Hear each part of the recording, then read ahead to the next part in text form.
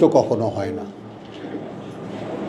আর আল্লাহ যে কথা বলেন সেটা সবার জন্য বলেন, প্রত্যেকটা মানুষের জন্য বলেন। তো এই কারণে হয় কি, যখন সমাজে মুত্রাফ বলেছে কোরআন, যে মুত্রাফুন, যারা সুখে স্বাচ্ছন্দ্যে থাকে এবং তারা সমাজের নেতা কর্তৃত্ব হয়ে যায়, কর্তা হয়ে যায়, তখন আর নবী রসুল যারা আসেন তারা তাদের কথা গ্রাহ্য করে না। মানুষও তখন আনুগত্য করে সেই সমাজপতিদের।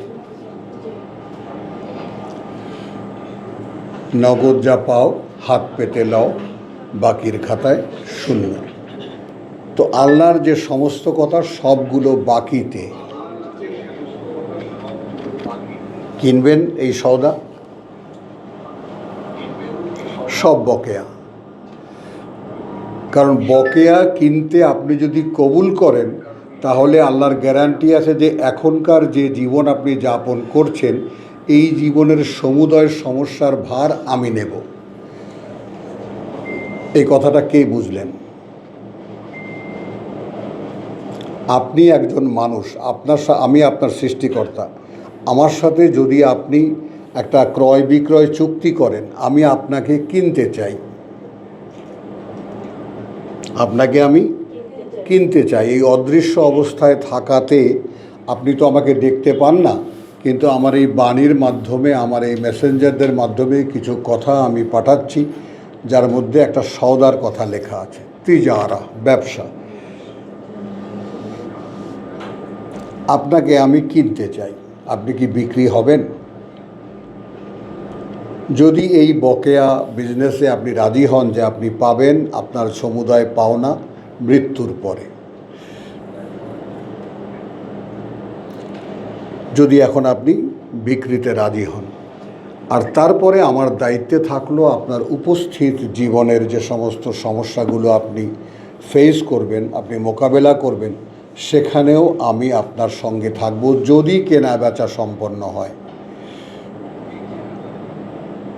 তো এখানে উপস্থিত আমরা কেউ তো এই কেনাবেচা করিনি, করেছি যে না আল্লাহ আমার এখানে কিছু প্রয়োজন নাই, আমার ওখানে প্রয়োজন। আর তুমি আমাকে বলেছ যে যদি আমি ওখানে পাওয়ার আশায় তোমার কাছে আমার এই নিজের সত্তাকে বিক্রি করে দেই, আমার যা কিছু আছে তা আমি তোমাকে দিয়ে দেই, তাহলে কি হবে? তুমি আমার এই জীবনেরও দায়িত্ব তুমি নেবা। তো আমি তোমাদের সামনে একজন সাক্ষী, ছোট্ট ক্ষুদ্র তেলাপোকা সাইজের এক সাক্ষী, এই যে এই ক্রয় বিক্রয় আমি করেছি। মানে অর্থাৎ একটা এক্সাম্পল তো দিতে হবে যে তুমি যে কথাগুলো বললে সে কথাগুলোর বাস্তবতা কী। সে কথাগুলোর বাস্তবতা আমি নিজে যতটুকু সাধ্য আল্লাহ আমাকে এই কোরআন পড়ে তোমাদেরকে শোনাবার তৌফিক দিয়েছেন, সাধ্য আমাকে দিয়েছেন, সেটা এই ক্রয় বিক্রয়ের ফলে। বোঝা গেল কথাটা? তো আমার কোনো অভাবও নেই, আর আমার কোনো টাকাও নেই। এখন এর সমাধান কেউ দিতে পারবা? আসবে বুঝে, কি বলো? আমার কোনো সম্পদও নেই, আর আমার আশ্রয়েরও কোনো অভাব নেই। পারবা মেলাতে?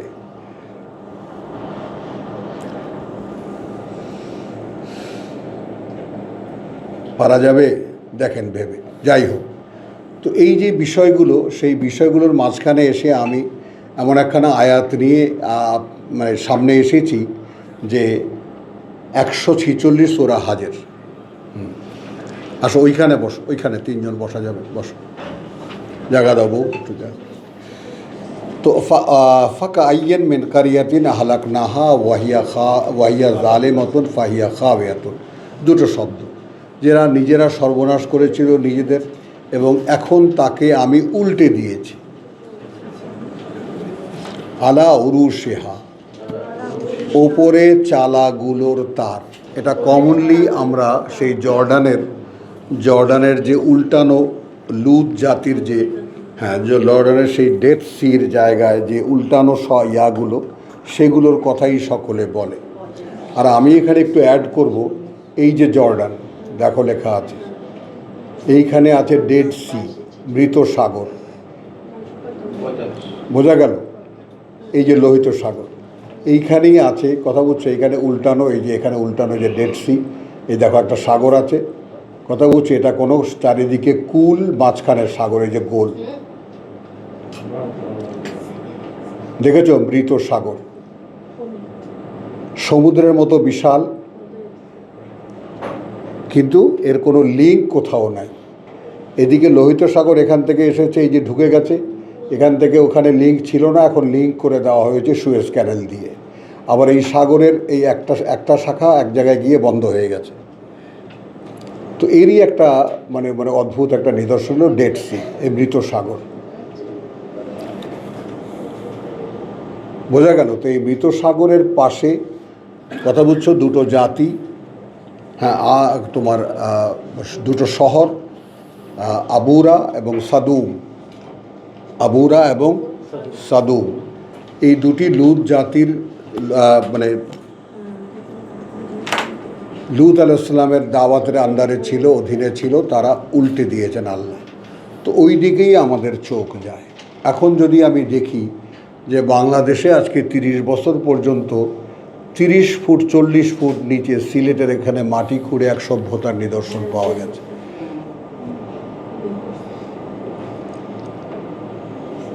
তাহলে কত সভ্যতা এরকম হারিয়ে গেছে মাটির তলায়। তো সেই বিষয়গুলো সামনে আনার জন্যই আমি এই আয়াতখানা তেলাওয়াত করলাম, ফাহিয়া খাবিয়াতুন আলা উরুশিহা ওয়া বিইরিন। বিইরিন বলা হয় সমুদ্র বা মরু অঞ্চলে একমাত্র পানির ভরসা হলো কূপ, পানির কুয়া, তাই না? পানির কূপ আমরা কেউ দেখেছি কিনা? যেমন আমরা এইখানে যখন প্রথমে এসেছি 62 সালে, তখন এই কূপ নির্ভরই ছিল আমাদের পানি, বালতি দিয়ে পানি তুলতাম, তা দিয়ে স্নান করতাম, তাই দিয়ে সব করতাম। তো এইরকম মরুভূমিতেও, মরুভূমি যেহেতু ওয়েবি ল্যান্ড, সেজন্য কোথাও কোথাও যে মানে জমির বা ভূমির যে এত নিচে চলে যায় যে পানির স্তর ছুঁই ছুঁই করে, সেখানে মরুদ্যান হয়, সেখানে পানির কুয়া হয়। তো এখন সেই কুয়াগুলো, কতগুলো কুয়া আছে যেগুলো পানির যে প্রবাহ থাকে, এটাকে ফল্গু ধারা বলে। আমাদের এই ভূমির নিচে যে ফল্গু ধারাও তুলে তুলে আমরা এখন খাচ্ছি, বুঝেছ? আমরা যখন গাজীপুরে জমি কিনি তখন মাত্র 28 ফুট তলায় পানি পাওয়া গেল, বোঝো। আবার দক্ষিণে যাও, দক্ষিণাঞ্চলে 1400 ফুট, মানে 1800 ফুট কোপার পরেও, হ্যাঁ, দক্ষিণে আরও ডিপে যায়, উত্তরে আরও উপরে যায়, পানি ইতে পাওয়া যায় উল্টো। দক্ষিণে অনেক ডিপে যেতে হয়, সাগর পানির দিকে যত যাবা অত পানির পানির ধারা অত কমে যায়, নিচে চলে যায়। যাই হোক, তো এই যে ব্যাপারগুলো প্রকৃতির যে ব্যাপার, মুআত্তালাতিন, তলিয়ে যাওয়া, পানির স্তর তলিয়ে যাওয়া, ওয়া কাসরিন মাশিদ, এবং কত বড় বড় দুর্ভেদ্য প্রাসাদ বেকার পড়ে আছে।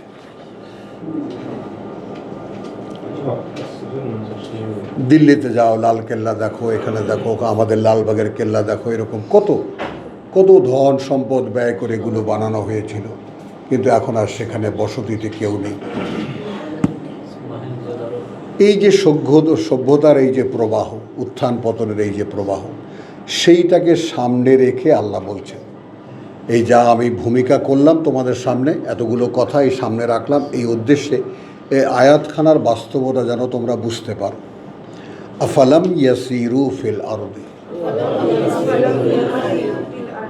কখনোই কি এরা ভ্রমণ করেনি এই পৃথিবীতে? তেমন আল্লাহ আমার এই নসিবে সেটাও রেখেছেন, পৃথিবীর বহু দেশ আমি দেখেছি, বুঝেছ? এবং তখনও এই বিশ্বাসটা সঙ্গে ছিল বলেই চোখটাও ভালো ছিল, বুঝেছ? ওই চোখে দেখেছি, যেভাবে আল্লাহ বলেছেন সেই চোখে দেখেছি বলে দেখতে পেয়েছি। আফালাম ইয়াসিরু ফিল আরদে, আদৌ কি তারা ভ্রমণ করেনি এই পৃথিবীতে? ফাতাকুনা লাহুম কুলুবুন, এইবার ভাবতে শুরু করো, তাহলে তো হতো তাদের সেই অন্তরগুলো।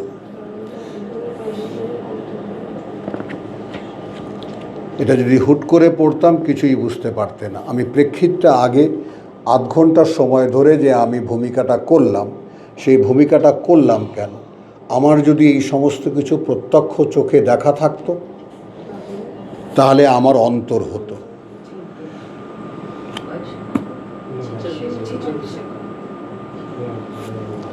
এখন আমরা যারা এই দেশ বিদেশ ভ্রমণ করিনি, তাদের কি এই বাংলাদেশটাও দেখার সুযোগ হয়নি? যতটুকু দেখেছি, অন্তত কেউ ঢাকা থাকি আর দেশে যাই, এই যে আসা যাওয়া, এখানেও অনেক কিছুই দেখার আছে, বোঝার আছে, সব কিছুই সর্বত্রই আল্লাহর সৃষ্টি ছড়ানো। তাহলে হতো সেই অন্তরগুলো ইয়াকিলুনা বিহা, বুঝতে পারতো তারা দিয়ে তা। দেখো, তাহলে পৃথিবীতে ছড়িয়ে রাখা আল্লাহর অসংখ্য নিদর্শন, সেগুলো যদি দেখতাম, তাহলে আমার অন্তর হতো, যে অন্তর দিয়ে আমি ভাবতে পারতাম। এবার অন্তরটা নিয়ে একটু ব্যক্তি পর্যায়ে আমরা বলি যে তাহলে তোমার যে অন্তর আছে, তোমার কি কখনো তা দেখা হয়েছে? হয়নি।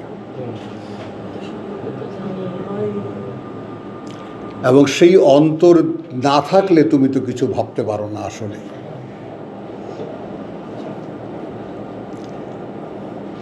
বোঝা যাচ্ছে? আমি তো আর নিজের কথা বলছি না, স্বয়ং আমার সৃষ্টিকর্তা বলেছেন, তোমাদের সৃষ্টিকর্তা বলছেন যে যদি তুমি দেখতে এই বিশ্ব প্রকৃতি যতটুকু যা দেখেছো, তাহলে কি হতো? হতো তোমার সেই অন্তর, যা দিয়ে তুমি ভাবতে পারতে। তাহলে ভাবনার জন্য অন্তর লাগে। এখন আমরা আমাদেরকে কি দেখতে পাই? আমার বাবা খুব হালকাভাবে একটা কথা বলতেন, একটা কাজের জন্য 10 দিন ভাববা, কাজটা করতে 10 মিনিট লাগবে। ভাবনাহীন কাজ করবা, 10 দিনেও করে শেষ করতে পারবা না। আমাদের প্রবাদ আছে, ভাবিয়া করিও কাজ, করিয়া ভাবিও না। কথায় তো কত কিছুই আছে। কিন্তু আমরা যদি আমাদের জীবনগুলোর দিকে একবার একটু তাকাই, তাহলে কি দেখি? আমাদের সব কাজ ছকে বাঁধা, কিন্তু ভাবনাহীন। দেখো, পৃথিবীর গোলামির জন্য একটা ছক পাতা আছে। বাঁচতে হলে ব্যবসা করতে হবে, চাকরি করতে হবে, কিছু একটা কাজ করতে হবে। এই কাজ করলে পয়সা পাওয়া যাবে, পয়সা পেলে নিজে কেনার ক্ষমতা হবে, তা দিয়ে আমি আমার কেনাকাটাগুলো করতে পারব। ইটস এ প্যাটার্ন, একটা ছক। এই ছকে আঁকা জীবনের মধ্যে চলতে চলতে ভাবনা চিন্তার কথা আমাদের, কারণ এর কোনো প্রয়োজন নেই। তো আছে কোনো প্রয়োজন ভাবনা চিন্তার? না। আমাদের একজন মহিলাকে আছেন এখানে সম্মানিত, ওনাকে জিজ্ঞেস করো, উনি বাচ্চাদেরকে স্কুলে নিয়ে যান, পরীক্ষা দেখেন, কি করেন, ঘরে বাজার করেন, সওদা করেন, কত কাজ, আবার চাকরিও করেন। তা ওনার ভাবনার সময় কখন? আর এই যে নমুনা, ভাবনার নমুনা দেখো, ভেবে ভেবে বুড়ি তো আরো বুড়ির পরে কি হয় বুঝেছ?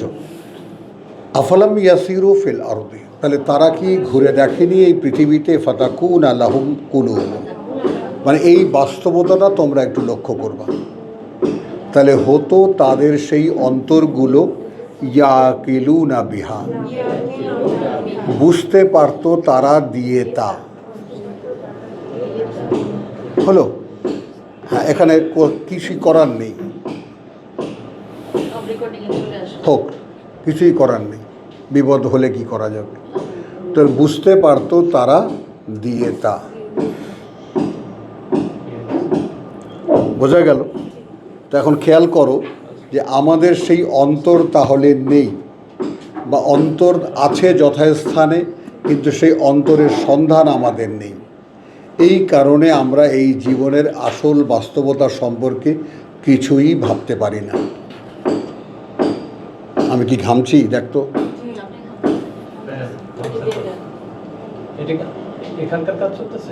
হ্যাঁ, একদম এই দরজার কাছে, উপায় নেই কোনো, ফাটিয়ে ফেলেছে।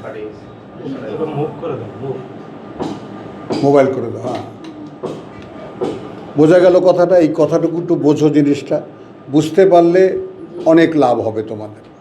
তাহলে আমরা নিজেদের মধ্যে খুঁজে দেখলাম, অতঃপর এই যে আমাদের মন এবং অন্তর সম্পর্কে আমাদের কোনো ধারণা নেই।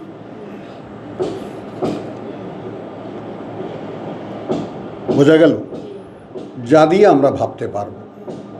কারণ ভাবতে যাওয়ার আইটেমটা খেয়াল করো, ভাবতে হবে কি, আমার পুরো জীবন সম্পর্কে ভাবতে হবে, আমার সৃষ্টিকর্তা সম্পর্কে আমাকে ভেবে নির্ণয় করতে হবে। তাহলে যে মনের কথা বললাম তাও দেখা যায় না, আর যে অন্তরের কথা বললাম তাও দেখা যায় না। এই দুটোই কোনো বস্তু অস্তিত্ব নয়। হাত দেখানো যায়, চেহারা দেখানো যায়, মুখ দেখানো যায়, পা দেখানো যায়, দেহটা দেখানো যায়, কিন্তু মন আর অন্তর দেখানো যায় না। কিন্তু যদি বলি ওটা কি আছে না নেই, কি বলবা? তাহলে দেখাও তো একটু, তুই দেখা। তাহলে আছে কোথায়? আমি কি করে বিশ্বাস করব? তাহলে অদৃশ্য দিয়ে অদৃশ্যকে খুঁজতে বলেছেন। যেটা সহজ ছিল, একেবারে সহজ, তোমার এই মাটির দেহ এখানেই তৈরি, এটা দিয়ে তুমি আমাকে খুঁজলে পাবে না।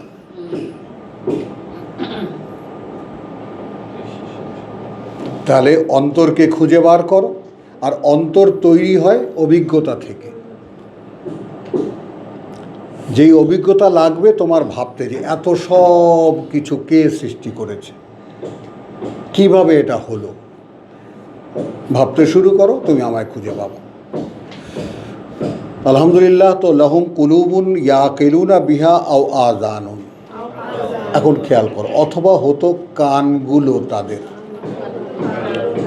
ইয়াসমাউনা বিহা, শুনতে পেত তারা দিয়ে তা। তাহলে তুই শুনতে পাস, আমি ডাক দিলে শুনতে পাস। তাহলে এখন আল্লাহ যে বলছে শুনতে পাস না,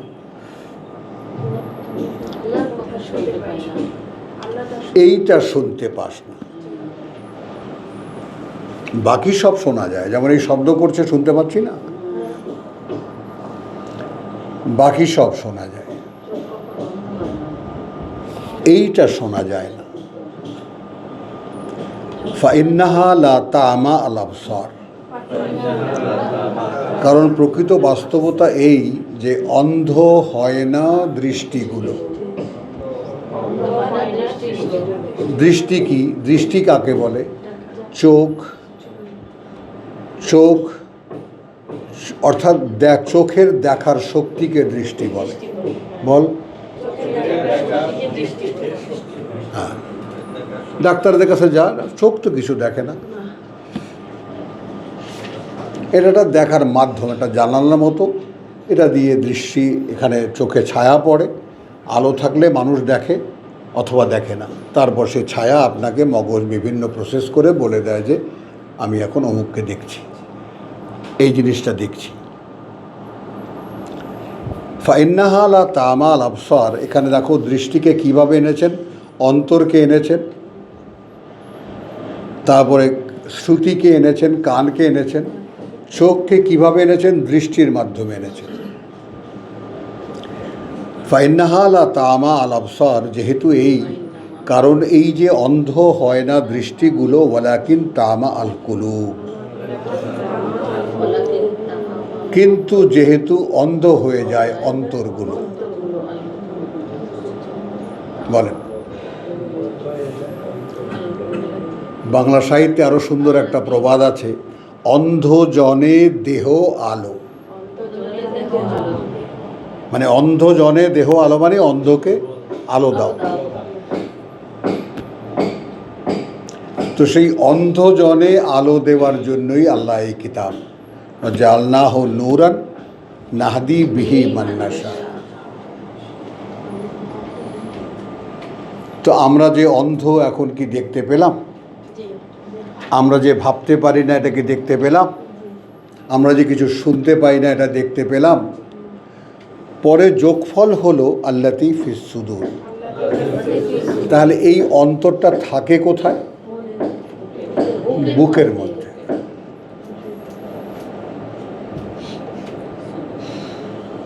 তাহলে এখন শেষ কথা এই প্রসঙ্গের, যে আমাদের সমস্ত ভাবনা চিন্তা, যেটা আমি শুরুতে বলেছি, সব কিছু মগজ কেন্দ্রিক।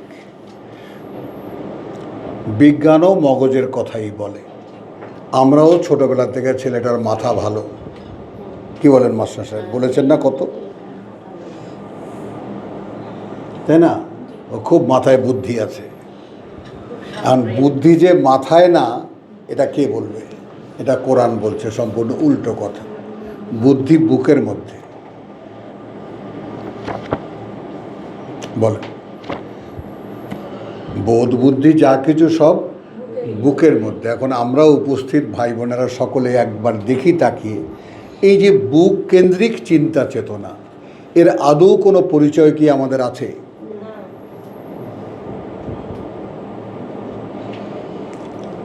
তাহলে ফলত এই দাঁড়ালো যে আমাদের দেহটাই পৃথিবীর মাটি থেকে তৈরি, এবং দেহটার মধ্যে একটা মাথা আছে। সেই মাথার মধ্যে কেজি দেড়েক মগজ আছে, যেটা ভেজে খেলেও কাজে লাগতো।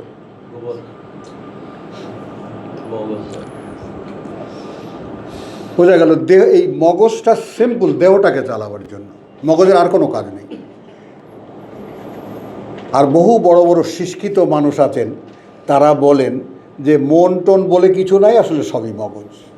ভাবতেও অবাক লাগে যে কতটা তালাবদ্ধ হলে মানুষ এই পর্যায়ে যেতে পারে। তাহলে আল্লাতী ফিস সুদূর, যেটা থাকে বুকগুলোর মধ্যে। বুঝেছো জিনিসটা? তো এই আয়াতের এখানেই সমাপ্তি, এবং এখান থেকেই আমি এটা বললাম তোমাদেরকে যে আসলে এই ব্যাপারটা দেখো, আমরা কোরআন পড়ি কী জন্যে? আমাদের এখনকার আমাদেরকে মিলিয়ে দেখার জন্য। তো আমরা সূরা হজের আয়াত 46 থেকে পেলাম যে আমাদের অন্তর নেই, আমাদের মন নেই, যে কারণে আমরা বুঝতেও পারি না, শুনতেও পারি না, দেখতেও পারি না। তাহলে কি দেখি? যার চোখে যার ছায়া পড়ে। কি শুনি? কানে যতটুকু শোনা যায়। আমি নিজে লক্ষ্য করে, এখন এখানে সর্বশেষ কথায় কথা বেড়েই যাচ্ছে। দেখো, তুমি মনে করো হাজারো মানুষ, তার মধ্যে তুমি যদি তোমার ছেলেটাকে দেখো, চিনতে পারো না। আর ঠিক যখন হাজারো মানুষের মধ্যে সেই ছেলেটার দিকে তাকাও, তখন তোমার চোখটা কোথায় থাকে? দৃষ্টি কোথায় থাকে? বাকি যে হাজারো মাথাগুলো, চেহারাগুলো আছে, একটাও কি চোখে পড়ে? হাটের মধ্যে বাবা বাবা বলে ডাকছে, তাই না? কণ্ঠস্বর চেনো বলে কান পাতো, আমার ছেলে আমাকে ডাকছে। তাহলে এটা যেমন ওয়াইড ছড়িয়েও দেওয়া যায়, সেটাকে আবার একেবারে কেন্দ্রীভূতও করা যায়, একটা জায়গায় নিয়ে আসা যায় কি না? চোখ দিয়ে এক চোখে তাকালে এই পুরো দৃশ্যপটটা আমার চোখের সামনে। এখন আমি যদি একটা বিন্দুর দিকে তাকাই, তাহলে কনসেন্ট্রেটেড টু দ্যাট পয়েন্ট, ওই জায়গায় স্থির হয়ে যায়, এটা যেতে পারে আমার দৃষ্টি। ওইভাবে শোনার ক্ষেত্রেও অনেক হট্টগোল আমি শুনি, কিন্তু কোনো একটা নির্দিষ্ট জিনিস শুনতে চাইলে আমি সেটা আলাদা করে শুনতে পারি। ঠিক ওই রকম মনে আমার অনেক কিছুই আসে অন্তর দিয়ে। অন্তরের সাথে তো খবর নেই, মনে আমি অনেক কিছুই ভাবতে পারি, কিন্তু আমি যখন ভাবনাকে আবার একেবারে নির্দিষ্ট কোনো পয়েন্টে নিয়ে আসি, তাহলে সেই বিষয়টাও ভেবে নির্ণয় করা যায়। আলহামদুলিল্লাহ। তো এখান থেকে আমরা চলে যাব সূরা 22-এর 46 আমরা পড়েছি, 46-এ 2 বার, ঠিক আছে? সূরা নূর আয়াত 37, 24-এর 37।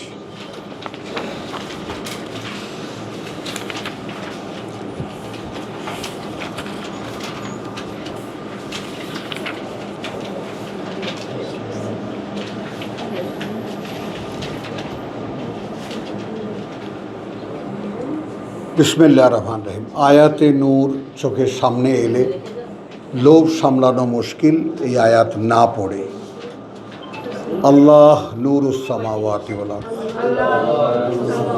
স্বয়ং আল্লাহ তার নিজের পরিচয় দিচ্ছেন যে তিনি আলো, ওই আকাশমণ্ডলী আর এই পৃথিবী। কোন অর্থে আলো? এই অর্থে আলো যে এগুলো তিনি সৃষ্টি করেছেন। এই বুঝ, দেখো এখন এই বোঝার জন্য কোন অন্তর লাগে? এখন অন্তরে কি একটা লাইট জ্বলে ওঠে? বা আল্লাহ কি সূর্যের মতো কোনো আলো দিয়ে বসে আছেন? তাহলে এই আলো কোন আলো? আল্লাহ আলো, জ্ঞানের আলো, বোধের আলো, চিন্তার আলো, চেতনার আলো। আল্লাহ নূরুস সামাওয়াতি ওয়াল আরদ মাসালু নূরিহি, উপমা আলোর তার, উপমা আলোর তার কা মিশকাতিন, যেন একটা তাক। দেখ তোর ডান পা বাম পাশে ওই যে তাক, বোতল রাখা আছে, এটাকে তাক বলে। ফিহা মিসবাহ, মধ্যে আছে তার একটা প্রদীপ। তাকের মধ্যে আছে একটা প্রদীপ। আল মিসবাহু ফি জুজাজাতিন, সেই প্রদীপটা রয়েছে একটা চিমনির মধ্যে। সেই ল্যাম্প দেখেছো? সেই ল্যাম্প দেখেছো? শুধু চিমনি যে উপরে দেখা যায়। হেরিকেন এক জিনিস, হ্যাজাক লাইট না, হ্যাঁ, শুধু একটা চিমনি। যাই হোক, হেরিকেনটাই কল্পনা করো না যদি কেউ না দেখে থাকো সেই ল্যাম্প। একটা চিমনি দিয়ে সেই কুপি বা চেরাগটা ঢাকা। আর জুজাজাতু কান্নাহা কাউকাবুন দুররিয়ুন, প্রত্যেকটা জিনিস মনে রেখে রেখে এগোবে সবাই। আল্লাহর আলো যেমন একটি তাক, সেই তাকের উপরে একটি প্রদীপ রাখা, সেই প্রদীপটা একটা চিমনির মধ্যে। এই চিমনিটা যেন জল জল করা তারা।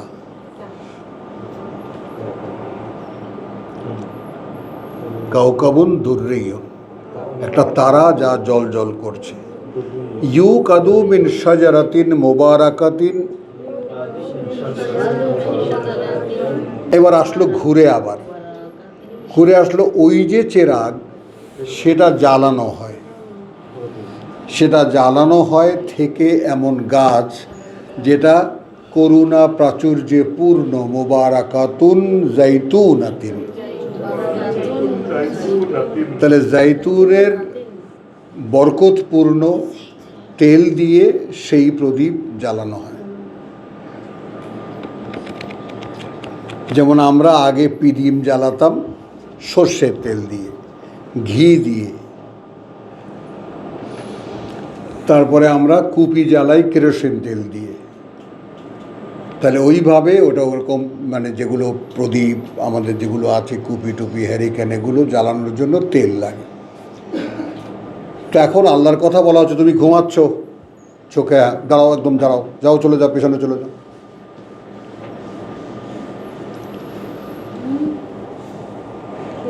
তাহলে আর জুজাজাতু কান্নাহা কাউকাবুন দুররিয়ুন ইউকাদু মিন শাজারাতিন মুবারাকাতিন জাইতুনাতিন। এবার বাম দিক থেকে চলো। জৈতুনের সেই করুণা প্রাচুর্যপূর্ণ তেল, জৈতুন গাছের যেই তেল দিয়ে তা জ্বলে। আচ্ছা, জায়েত মানে তেল, আর জৈতুন মানে একটা ফল। আরবিতে জায়েত মানে তেল, আর জাইতুন মানে একটা ফল, যেটাকে আমরা অলিভ বলি, অলিভ অয়েল গায়ে মাখাই আমরা। জলপাই যেটাকে বাংলায় বলি, জলপাই খেয়েছিস? করে সেকেন্ডও লাগে না উত্তর দিতে। হ্যাঁ, আমাদের দেশে এই যে টক জলপাই, এর কিন্তু তেল হয়। হয় হয়, আমি বলছি খুবই অল্প তেল আছে এর মধ্যে, অস্বীকার করো না, এর মধ্যে তেল আছে। হ্যাঁ আছে, কথাটা বুঝছে, তো একটা তেল আছে এখানে, আমাদের দেশে সেটা হয় না। তো এই যে জয়তুনের তেল, সেই তেল দিয়ে সেই প্রদীপ জ্বালানো হয়। লা শারকিয়াতিন ওয়ালা গারবিয়া। এইখানে আছে আরও এক বিশাল জ্ঞানের কথা, না সেটা পূর্বের আশ্রিত, না সেটা পশ্চিমের আশ্রিত। এইখানে আবার সেই দৃশ্যপট দেখাতে হচ্ছে। যেমন আমাদের দেশে আছে একটা জায়গা কুয়াকাটা, কুয়াকাটায় সূর্যের অস্তও দেখা যায়, উদয়ও দেখা যায়। তো ঠিক এই জায়গাটা দেখো, এই যে তুর পাহাড়, এই যে দেখেছ, লোহিত সাগরে এক শাখা চলে গেছে এই যে এদিকে, আর এক শাখা চলে গেছে এই পর্যন্ত।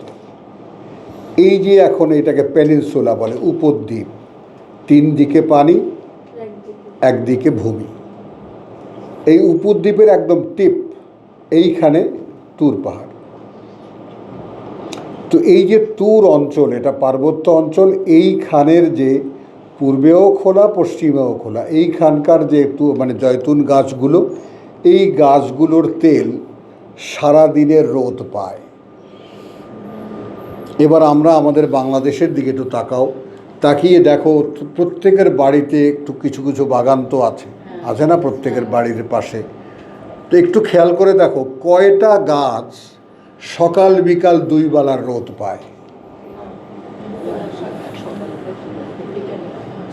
বলো। সবার ভরসা ওই দুপুরবেলার একটু উপরে যখন সূর্য দাঁড়ানো থাকে, ওই অতটুকু আলো। এখন সূর্য উদয় থেকে নিয়ে অস্ত পর্যন্ত গোটা সূর্যের আলো যারা সংশ্লেষণ করতে পারে, বুঝতেই পারো যে সেই গাছের ব্যাপারটা, হ্যাঁ, দাহ্য শক্তি অনেক। এই লা শারকিয়াতিন ওয়ালা গারবিয়াতিন কেন এলো কথাটা? এলো এই জন্যে যে আমার মনে কোনো ধরনের পূর্বের বা পশ্চিমের কোনো ধরনের কোনো প্রভাব নেই, শুধু আল্লাহ। তাহলে সেই যাকে বলে যে রৌদ্রে বা সেই সূর্যের আলো সংশ্লেষণ করে যে জয়তুনগুলো হয়, তার দাহ্য শক্তি থাকে অনেক। সেই তেলে জলে ওই প্রদীপ, যেই প্রদীপ আছে এমন একটা চিমনির মধ্যে, যে চিমনিটা তারকার মতো জল জল করে। ইয়াকাদু জাইতুহা ইউদিউ, চায় তেল তা চায়, ওই যে বরকতময় তেল চায় আপনা থেকেই জ্বলে উঠবে। পেট্রোল পাম্পে যাও, এখানে ধূমপান নিষেধ। কেন নিষেধ? কারণ পেট্রোল রিফাইন করতে করতে এমন একটা পর্যায়ে নিয়ে আসে যে নিজস্ব একটা দাহ্য শক্তি হয়।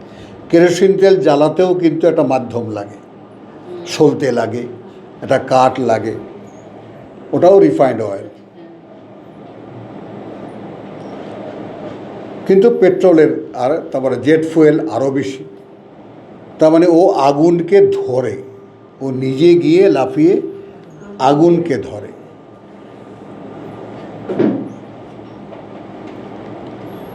তো সেইটা এখন খেয়াল করো, ইউদিউ ওয়ালাউ লাম তামসাসহু নার, আদৌ যদি তাকে আগুন স্পর্শ নাও করে, সে আপনা থেকেই জ্বলে উঠতে চায়।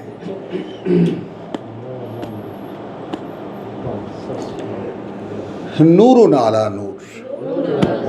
এখন এইখানে যদি এই ওহির আলো স্পর্শ করে, তাহলে কি হয়? আলোর উপরে আলো। কোনো সম্ভাবনা দেখতে পাওয়া যায় ভেতরে? আল্লাহ ভালো জানে। বোঝাটা কার? আল্লাহ, তাই না? বোঝাটা কার? আল্লাহ। কি জিনিস সৃষ্টি করেছেন, এত সৃষ্টি করে এত ঠেকায় পড়েছেন। ওই জন্যই ওই কথার উৎপত্তি যে মোহাম্মদকে না বানালে আল্লাহ কিছুই বানাতেন না। মোহাম্মদকে বানাবার পরে এমন বিপদে পড়েছেন যে পৃথিবীর যা কিছু আছে সব তাকে বানাতে হয়েছে।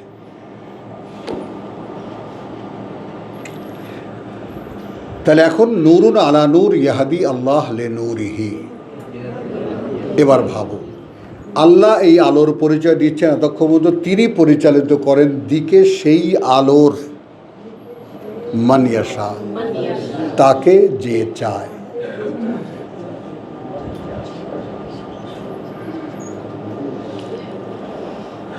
ওয়া ইয়াদরিবুল্লাহুল আমসাল, এবং আল্লাহ সামনে রাখলেন রাখেন এই উপমাগুলো লিন্নাস, জন্য মানুষের, আল্লাহু বিকুল্লি শাইইন আলিম। এখন এইখানে মানে মনে করো যে এই 24-এর 35 আর 33-এর 35 আমি এই সময় দেখিয়ে রাখি তোমাদেরকে। অর্থাৎ ওই যে চিমনিটা যে জলজল করার তারা হওয়ার একটা উপায় এখানে আছে। এটা তো গেল অন্তর্গত ব্যাপার, মনটা কীরকম হবে, অন্তরটা কীরকম হবে। তারপরে আসলো 35-এ সূরা আহজাবের ইন্নাল মুসলিমিনা ওয়াল মুসলিমাত ওয়াল মুমিনিনা ওয়াল মুমিনাত ওয়াল কানিতিনা ওয়াল কানিতাত ওয়াস সাদিকিন। এগুলো 9টা বা 10টা এখানে আইটেম আছে, যেগুলো নিত্যকার অনুশীলনীতে একটি মানব অস্তিত্ব ওই রকম স্বচ্ছ একেবারে তারার মতো হয়ে উঠতে পারে। তাহলে এখন ভেতরে যদি থাকে ওই রকম জল করা, ওই রকম দাহ্য শক্তি সম্পন্ন জয়তুনের তেল দিয়ে জ্বালানো প্রদীপ, তার উপরে থাকবে দেহ যেটা স্বচ্ছ কাঁচের মতো, যেটা জল করা তারা। এই প্রেক্ষিতের উপরে আসো ফি বুয়ুতিন 36 সূরা নূরের মধ্যে কিছু ঘরের। হ্যাঁ, এইটা একটু খেয়াল করবা, আমাদের নিজস্ব ব্যাপারটাও সামনে রাখবা। আজিনা আল্লাহ, অনুমতি দিয়েছেন আল্লাহ, আন্তুরফা, যে উচ্চকিত হোক, ওয়া ইউজকারা, এবং আলোচিত হোক। দুটো শব্দ কি বলেছি? উচ্চকিত হোক এবং আলোচিত হোক। এইটাকে আমাদের মুরব্বীরা মসজিদ নিয়ে গেছেন। হবে কি সেই মসজিদে কি এটা হয় আল্লাহু আকবার আল্লাহ বলে মাইকে আওয়াজ করে? আচ্ছা, বুঝলাম, তাহলে উচ্চকিত হলো। আলোচনা হয় কি আল্লাহকে নিয়ে? এইটা উচ্চকিত না, তাই না? আমি একজন মুয়াজ্জিনকে বলেছিলাম, তুই যে একটু আগে আজান দিলি, ছোট ছেলে, কি বললি? বলছি আল্লাহ আকবার আল্লাহ আকবার। তুই বুঝিস এর মানে কি? তুই যে বললি আল্লাহু আকবার, এর মানে বুঝিস? হাঁ করে তাকিয়ে আছে। তা বললি যে হুজুরে আজান দিতে কইছে, তাহলে যে কোনো প্রচলিত ব্যবস্থা কি করে? মূল বিষয়টাকে গায়েব করে ফেলে। আখি, তোর চোখে ঘুম আসে? ও আচ্ছা, পেছনের দিকে তাকা। ফি বুয়ুতিন আদিন আল্লাহু আন্তুরফা ওয়া ইউযকারা ফিহা ইসমুহু, কিছু ঘর আছে যেখানে অনুমতি দিয়েছেন আল্লাহ যে উচ্চকিত হোক এবং আলোচিত হোক, মধ্যে তার পরিচয়, তার ইসেমকে আমরা কোথায় নিয়ে গেছি? পরিচয় নিয়ে গেছি, নাম না।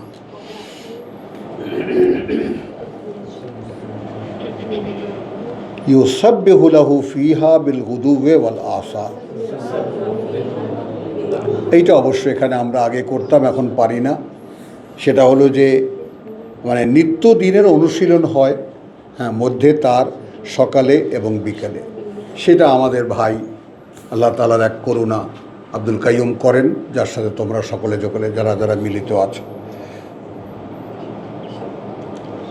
তো মোটামুটিভাবে আমাদের ভাঙাচোরা জোড়া দিয়ে এই ঘরটা, এখানে শুধু আল্লাহর কথা উচ্চকিত করা আর তার আলোচনা করাই এই ঘরের কাজ, এবং এইটা আল্লাহর অনুমতি ছাড়া হওয়া সম্ভব না। রিজালুন, কিছু ব্যক্তিত্ব, পার্সোনালিটিস আমরা যেটাকে বলি, পার্সন অ্যান্ড পার্সোনালিটি, ব্যক্তি এবং ব্যক্তিত্ব, ব্যক্তি এবং ব্যক্তিত্ব। তো ব্যক্তিত্ব, কিছু ব্যক্তিত্ব, হ্যাঁ, লা তুলহিহিম তিজারাতুন, না ভুলিয়ে দিতে পারে, না গ্রাহ্যহীন করে দিতে পারে তাদেরকে তিজারাতুন, কোনো ব্যবসা, ওয়ালা বায়উন, আর না কোনো বেচা কেনা। ভাবেন, কিছু ব্যক্তিত্ব এমন আছেন ওই ওই সব ঘরের মধ্যে কিন্তু যেখানে অনুমতি হয় আল্লাহর যে এখানে আল্লাহ উচ্চকিত হবেন এবং তার কথাই আলোচিত হবে।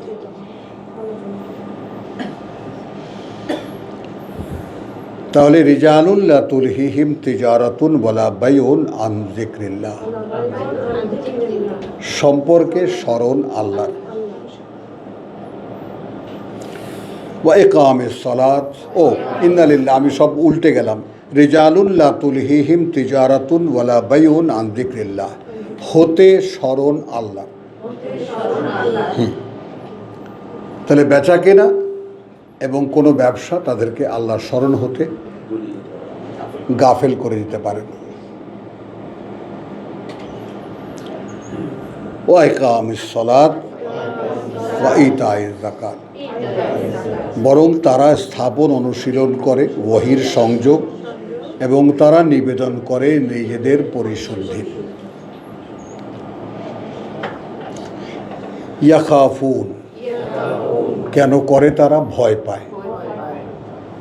ইয়াওমান, এমন একটা দিনকে, তাতাকাল্লাবু ফিহে, এই দেখো উল্টে যাবে, ওলট পালট হয়ে যাবে সেই দিনে, ফিহে মধ্যে তার, আল কুলুব অন্তরগুলো, ওয়াল আবসার এবং দৃষ্টিগুলো। সেই দিনটাকে তারা ভয় পায়। অন্য একটা আয়াতে বলা হয়েছে অন্তরগুলো মানে হৃৎপিণ্ডগুলো ঠেলে বেরিয়ে আসতে চাইবে গলা দিয়ে, কণ্ঠনালী দিয়ে, এবং তারা গিলতে থাকবে, ঢোক গিলতে থাকবে। তো সেই ভয়ঙ্কর দিনটাকে যেদিন চোখ ঠিকরে বেরিয়ে আসতে চাইবে, তো সেই ভয়ঙ্কর দিনটাকে যারা ভয় পায়, কোনো ব্যবসা, কোনো বাণিজ্য তাদেরকে আল্লাহর স্মরণ থেকে উদাসীন করে রাখতে পারে না। তাহলে ব্যবসা বাণিজ্যের স্বীকৃতিও আছে, আছে কি না? বেচা কেনার স্বীকৃতিও আছে। কিন্তু সেই সমস্ত ব্যক্তিত্বরা যারা এগুলো করে কিন্তু আল্লাহর স্মরণ থেকে এক মুহূর্তের জন্য গাফেল হয় না।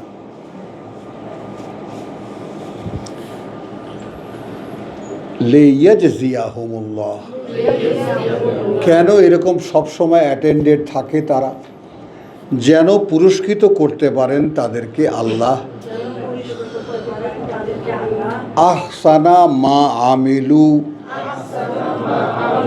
সর্বোত্তম তার যা তারা কর্মে করে, কর্মে করে। আল্লাহকে স্মরণে রাখার জন্য যে কর্মগুলো তারা করে, সেই কর্মের সর্বোত্তম পুরস্কার তারা পেতে চায় আল্লাহর কাছ থেকে। ওয়াজিদাহুম মিন ফাদলিহি, আবার বোনাসেরও আশা করে এবং বাড়িয়ে দেবেন তাদেরকে তিনি থেকে, অনুগ্রহ থেকে তার। বলেন, আল্লাহু ইয়ারযুকু মান ইয়াশা, হ্যাঁ, এবং আল্লাহ এইরকম জীবন যাপন করতে দেন। এই ইয়ারযুকু মানে বুঝছো, এই বেহিসাব রিজিক দান করেন না। অর্থাৎ কারো জীবন যদি আল্লাহর অনুমতি সাপেক্ষে যত কাজেই সে ব্যস্ত থাক না, বসো বসো, পিছনে সব অন্ধকারে হয়ে যায়, ঘুম আসলে পেছনে গিয়ে দাঁড়াবা। বোঝা গেল কথাটা? তাহলে এদের এই আল্লাহু ইয়ারযুকু। আর আমরা আর একটা কথা বলি, বাংলা ভাষায়ও জীবিকা শব্দটির মানে খাবার না, চাল ডাল না। চাল ডাল কেনার জন্য যে কর্ম, সেই কর্মক্ষমতা, যা ওই কর্মক্ষমতাকে বলে জীবিকা। এবং সেটা যেখানে অ্যাপ্লাই করা যায়, কৃষিকাজে করা যায়, কারখানায় করা যায়, দোকানপাটে করা যায়, এই কাজটাকে বলে জীবিকা। খাবার দাবারকে জীবিকা বলে না। তোর চাকরিটা তোর জীবিকা, তোর প্লেটের ভাত তোর জীবিকা না। ওটাও এক অর্থে আল্লাহ ব্যবহার করেছেন, কিন্তু ওটার আলাদা নাম আছে, তোয়াম। তাহলে আল্লাহু ইয়ারযুক, অর্থাৎ এই যে ফি বুয়ুতিন আযিনাল্লাহু আন তুরফা, সূরা আয়াতে নূরের যে আল্লাহর নূরের যে ব্যাপারটা আমি বললাম, তারপরে যে সেই সমস্ত ঘর অনুমতি সাপেক্ষে আল্লাহর কথাই উচ্চকিত হয়, আল্লাহর পরিচয় উচ্চকিত হয়, এবং সেখানে আলোচনা করা হয়। আছে কিছু ব্যক্তিত্ব যারা এমন কোনো ব্যবসা, এমন কোনো কেনাবেচা তাদেরকে উদাস করে দিতে পারে না, আনমনা করে দিতে পারে না, ভুলিয়ে দিতে পারে না স্মরণ থেকে আল্লাহ। তারা বরং সবসময় স্থাপন অনুশীলন করে ওহির সংযোগ। তাহলে এখন সালাতের দায়েম পাওয়া গেল।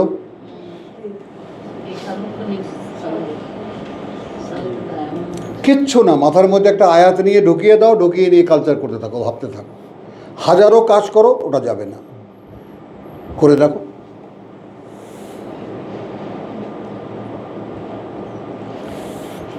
কথাটা বুঝেছো? আয়াতের একটা ফল, আয়াতের একটা রেজাল্ট তুমি পাবা। আবার সেই আয়াতের কালচার তুমি একটা তুমি এসে গেল, অন্য একখানা আয়াত ঢুকাও সেখানে। অর্থাৎ এই মগজটাকে কাজে লাগাও।